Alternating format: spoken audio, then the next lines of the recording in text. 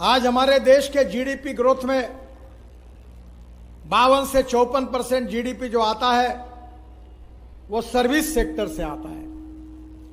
22 से 24% जो आता है वो मैन्युफैक्चरिंग सेक्टर से आता है और 12 से 14% है वो कृषि क्षेत्र से आता है। हमारा कृषि क्षेत्र, हमारा ग्रामीण क्षेत्र, हमारा जंगल का क्षेत्र आज भी जिस प्रमाण से विकसित होना चाहिए उतना नहीं हुआ है। पर मैं इस बात के लिए धन्यवाद दूंगा शिवराज जी को कि उन्होंने जल, जमीन, जंगल और जानवर पर आधारित मध्य प्रदेश के विकास की एक नई मॉडल की शुरुआत की है। सोयाबीन का पर एकड़ उत्पादन कैसे बढ़े, किसानों को उनके फसल का सही दाम कैसे मिले। आज बड़े प्रमाण पर जो गेहूं हो रहा था उसको उन्होंने एक्सपोर्ट करके अच्छा कार्य करके दिखाया। स्वाभाविक रूप से नई नई टेक्नोलॉजी लाकर मध्य प्रदेश को विकास करने के लिए उनकी कोशिश चल रही है। आदरणीय शिवराज जी के नेतृत्व में कृषि क्षेत्र में, पर्यटन के क्षेत्र में, इंफ्रास्ट्रक्चर में, एजुकेशन में, हेल्थ सर्विसेज में मध्य प्रदेश लगातार विकास कर रहा है। और मुझे याद है कि जब मैं भारतीय जनता पार्टी का अध्यक्ष था तो कृषि विकास में जो विकास शिवराज जी ने मध्य प्रदेश में किया था, लगातार 2 साल भारत सरकार ने उनका गौरव किया था। इतना अच्छा काम उन्होंने किया था। और मुझे कभी कभी बचपन से एक बात याद आती है कि हमारे यहां से बहुत साधु सन्यासी नर्मदा प्रदक्षिणा करने के लिए निकलते थे। मेरी पत्नी ने भी मुझे एक दिन कहा है कि मुझे नर्मदा प्रदक्षिणा करनी है। तो मैं ये मानता हूं कि यह नर्मदा प्रदक्षिणा का विषय बहुत श्रद्धा का है और मैं भी बहुत श्रद्धालु हूं।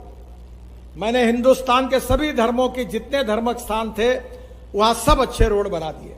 तो अमरकंटक जहां से नर्मदा शुरू हुई वो रोड कैसे छूटा। तो मुझे विश्वास है कि ये रोड के साथ साथ नर्मदा प्रदक्षिणा की व्यवस्था अगर होगी तो हमारी जो श्रद्धालु है उनके लिए भी एक बहुत बड़ी सौगात होगी। गोबर से पेंट बनेगा, दूध से इकोनॉमी बदलेगी, गोमूत्र से फिनाइल बनेगा, दवाइयां बनेगी और हमारा गांव, गरीब मजदूर, किसान, वनवासी समृद्ध और संपन्न होगा। यही हमारा सपना है और आप इसी के लिए काम कर रहे हैं। टेक्नोलॉजी का उपयोग करके ये परिवर्तन लाने की आपकी जो कोशिश है उसमें सफलता हासिल होगी। हम राजनीति में मंत्री बनने के लिए नहीं आए हैं, सांसद, एमएलए, मुख्यमंत्री और मंत्री बनने के लिए नहीं आए हैं। हमें राज नहीं समाज बदलना है और politics is the instrument of socio economic reform.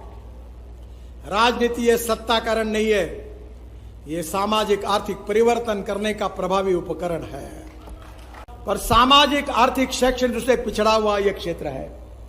Shivraj ji और मैं जिस विचारधारा पर कार्य करते हैं वो पंडित दीनदयाल उपाध्याय जी का अंत्योदय का विचार हमारी जीवन निष्ठा है। पंडित दीनदयाल उपाध्याय ने अंत्योदय के सामाजिक आर्थिक चिंतन में क्या कहा है? उन्होंने कहा है कि समाज के जो गरीब है, शोषित है, पीड़ित है, दलित है, सामाजिक, आर्थिक, शैक्षणिक दृष्टि से पिछड़े हुए हैं, जिनको हम दरिद्र नारायण कहते हैं, जिन लोगों को रहने के लिए घर नहीं है, जिनके शरीर पर कपड़ा नहीं है, खाने के लिए रोटी नहीं है, उस दरिद्र नारायण को हम भगवान माने। और जिस दिन उस व्यक्ति को रोटी, कपड़ा और मकान नहीं मिलेगा उस दिन तक हम स्वस्थ नहीं बैठेंगे, उस दिन तक लगातार कार्य करते रहेंगे। यही हमारा मिशन है, यही हमारा सपना है, यही हमारा कन्विक्शन है और यही हमारा उद्देश्य है। हम जिस विचारधारा को लेकर चल रहे राष्ट्रवाद, राष्ट्र सर्वोपरि हमारा आत्मा है और राष्ट्र का सर्वांगीण विकास करना है तो गुड गवर्नेंस और डेवलपमेंट, राष्ट्रवाद के साथ सुशासन और विकास और उसके साथ पंडित दीनदयाल उपाध्याय जी का आर्थिक चिंतन, जो सामाजिक आर्थिक चिंतन है अंत्योदय के नाम से, जो पिछड़े व्यक्ति को भगवान मानकर कार्य करने की प्रेरणा दी है, वो अंत्योदय हमारा उद्देश्य है।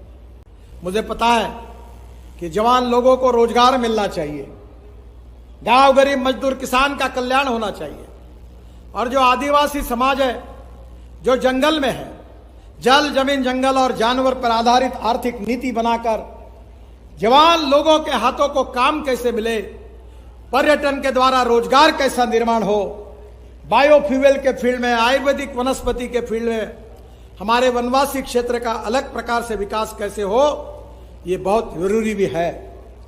या इंजीनियरिंग कॉलेज, मेडिकल कॉलेज खुलने चाहिए। शिवराज जी, मैं देश की जनता से आपको धन्यवाद देता हूं। शायद मेरी जानकारी अगर सही होगी तो देश के इतिहास में हिंदी में मेडिकल शिक्षा और इंजीनियरिंग शिक्षा देने का काम आपने किया है। मैं देश की पूरी जनता की ओर से आपको धन्यवाद देता हूं, आपका अभिनंदन करता हूं कि आपने एक ऐतिहासिक काम किया है। बहुत बहुत बधाई देता हूं। सेतु भारतम जो हमारा प्रोजेक्ट है जिसमें हम ब्रिजेस बना रहे हैं, उस ब्रिजेस में भी मैं मध्य प्रदेश के लिए आरओबी को लेकर टोटल मैंने 21 ब्रिजेस को, जिसकी कीमत 1611 करोड़ है, 1611 करोड़ रुपए है, ऐसे 23 ब्रिजेस को मैं मंजूरी दे रहा हूं मध्य प्रदेश में, और वो भी काम निश्चित रूप से पूरे होंगे।